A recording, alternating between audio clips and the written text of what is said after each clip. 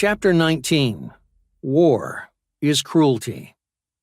As happened several times before, the winds of the war shifted and gave lift to the Union fortunes. While Grant held Lee in check, Sherman finally took Atlanta. It appeared that a genuine corner in the conflict had finally been turned. Almost immediately thereafter, the other General Grant took from the West, Philip Sheridan, showed the Confederates and the world that the U.S. now had a first-rate cavalry. Sheridan began to employ the same tactics Sherman used in the South: destroy the means that support the fight in the Shenandoah Valley. Between the two, the cruelty of war was delivered to the doorsteps of the Southern populace. September 2nd, 1864.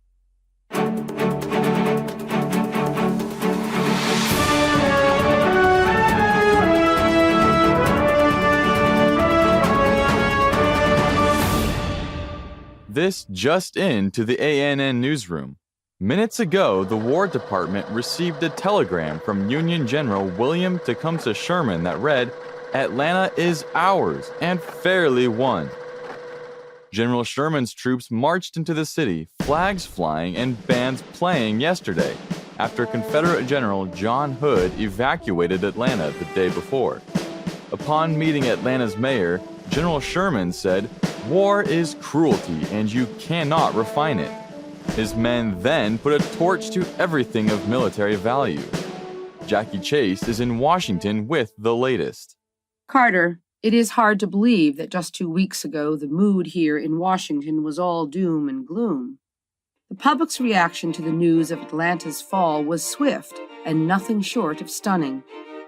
The New York Times lead story reads, quote, "The victory is of such wide scope, such far-reaching result, such indisputable importance that the country could do nothing but exult and look forward to the successful resolution of the war."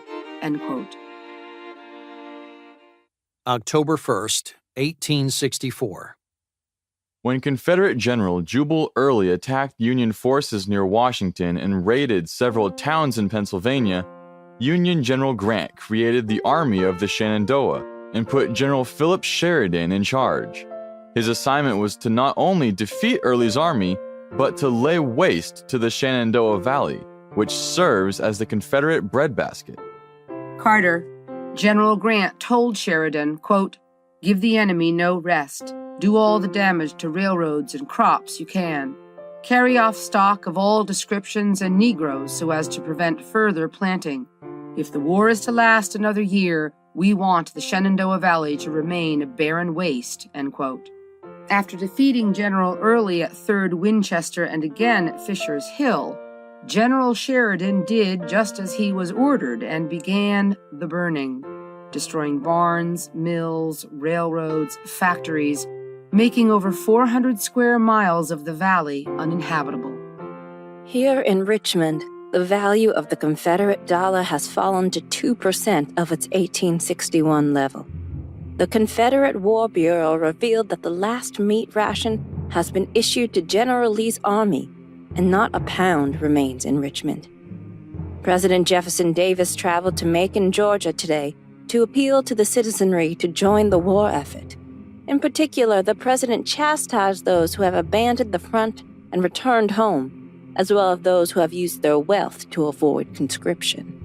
Ladies and gentlemen, friends and fellow citizens, it would have gladdened my heart to have met you in prosperity instead of adversity. But friends are drawn together in adversity. Though misfortune has befallen our arms from Decatur to Jonesboro, our cause is not lost. It does not become us to revert to disaster. Let the dead bury the dead. Let us, with one arm and one effort, endeavor to crush Sherman. The end must be the defeat of our enemy. The man who can speculate ought to be made to take up his musket. When the war is over and our independence won, and we will establish our independence, who will be our aristocracy? I hope the limping soldier. To the young ladies, I would say, when choosing between an empty sleeve and the man who had remained at home and grown rich, always take the empty sleeve.